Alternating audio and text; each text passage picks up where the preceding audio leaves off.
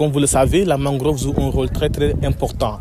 Et on sait tous aujourd'hui que le Sénégal, depuis 1997 à aujourd'hui, a perdu plus de 40% d'espace de mangrove. Donc si aujourd'hui l'État du Sénégal et les populations ne font rien, nous allons encore continuer à perdre des espaces de mangrove. Et le Sénégal est un pays côtier.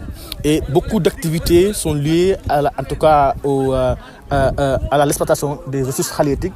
Donc aujourd'hui, par exemple, dans le Blouf, les gens témoignent souvent que des années passées, il y avait des poissons. Aujourd'hui, il n'y a plus de poissons. Et comme vous le constatez derrière vous, les rizières sont presque abandonnées.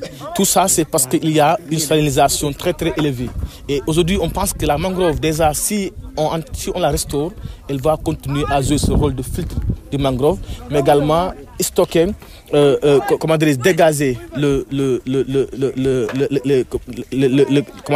carbone pour permettre au moins de réguler les émissions de gaz à effet de serre. Aujourd'hui, le Blouf aussi est frappé par une disparition très très grave de la mangrove. Comme je l'ai dit, si vous regardez tout au long de la route menant vers Bignona, vous allez constater effectivement la mangrove en train de disparaître. Et les causes sont multiples, hein, mais ce qui est important pour nous, c'est aujourd'hui essayer de redonner vie à ces espaces abandonnés, et peut-être dans l'espoir, dans des années à venir, que nous allons retrouver le poisson également dans la zone. Est-ce qu'on peut parler de fierté après votre passage dans la zone, puisque selon des indiscrétions, les mangroves que vous avez reboisées l'année dernière sont en train de prendre forme? Oui, et d'ailleurs c'est le moment de remercier également notre partenaire, Boulventure, qui nous accompagne depuis maintenant 2 ans. On a fait la première édition en tant que club changement climatique sans moyens. Nous avons essayé de mobiliser les moyens des jeunes nous-mêmes pour venir reboiser. À la suite de ce reboisement-là, on a eu satisfaction de 90% des propagules qui ont réussi, qu'on avait plantés. Et du coup, les gens ont commencé à voir ce qu'on est en train de faire est important. Et on a commencé nous-mêmes de rencontrer les autorités, surtout les autorités territoriales et les élus locaux, comme les collectivités territoriales, qui ont eux-mêmes souhaité que ces activités puissent continuer dans la zone.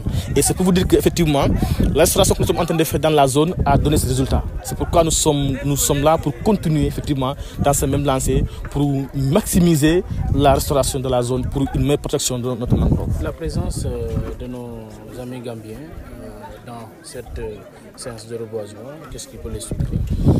La zone de la Gambie, aujourd'hui comme le Sénégal, vous savez, le Sénégal et la Gambie, c'est comme un pays. Et les problèmes que nous vivons ici sont aussi vécus en Gambie.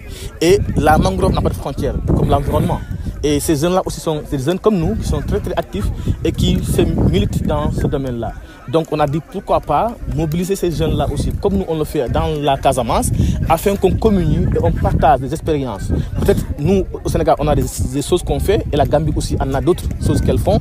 Et peut-être si on les combine, on aura une meilleure approche intégrée pour lutter contre le changement climatique. Donc notre présence espèce là est en train de tisser effectivement des relations qui peuvent mener un seul combat pour notre environnement commun. Cette activité s'inscrit dans une dynamique de restauration de la mangrove qui est affectée par les changements climatiques. Nous savons tous que la mangrove joue un rôle déterminant dans la préservation et la protection de l'environnement. C'est la raison pour laquelle nous sommes venus en tant que service technique, mais également en tant que service responsable du secteur jeunesse, pour montrer notre accompagnement, notre satisfaction aux initiatives que le club changement climatique prend chaque année au niveau de cette zone. Pour vous dire également que le club a prévu de restaurer plus de 28 hectares dans la région des Ziguinchor, mais également avec la participation de 100 éléments. Aujourd'hui, nous avons vu qu'il y a presque 100 jeunes qui sont là, dont 16 Gambiens. Ces jeunes-là sont composés de femmes et d'hommes pour prouver que ces jeunes sont engagés pour accompagner l'État du Sénégal dans la préservation et la protection de l'environnement. C'est le lieu également pour moi, en tant qu'inspecteur régional de la jeunesse, de lancer un appel solennel à l'endroit des jeunes du village de Tchobon, mais également aux jeunes de la commune de Kartiak. Que les initiatives que le club prend dans cette localité, ce n'est pas pour le club, mais c'est pour eux. Donc je pense que leur présence serait une importance capitale pour poursuivre cette dynamique dans laquelle s'est inscrit le club changement climatique. Je pense que M. le maire en a parlé et je pense que les jeunes prendront conscience des enjeux auxquels cette zone est confrontée. Permettez-moi également de lancer un appel à l'endroit de tous les jeunes de la région de Ziguinchor.